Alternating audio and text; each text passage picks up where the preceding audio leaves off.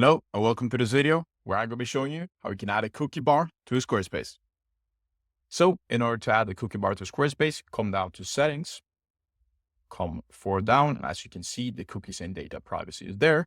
Click into that and simply just enable the cookie bar inside of here. Then click save. You can also see that we have some options here. So we have the options to customize it to whatever coloring and style you want. And we also have the possibility to alter some changes to the text and also make some changes about giving that option to decline all, changing the button label, managing the button, managing cookies button, change that, and also the disclaimer text and also some save preferences. Regarding this disclaimer text, I always do recommend you guys to have a hyperlink to your privacy policy in here, so it's easier for the potential users who want to read that to check it out. And finally, as I also mentioned pretty quickly, we have the save preferences, and I can show you that real quickly.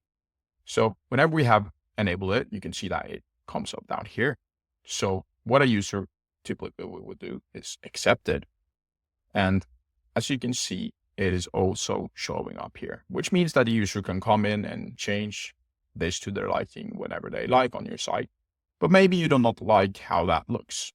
And in order to change that, either change it to a different style or completely remove it, come back into cookies and data privacy, and then come a little bit down to the save preferences. So you can either have it in a subfooter and you can also just hide it.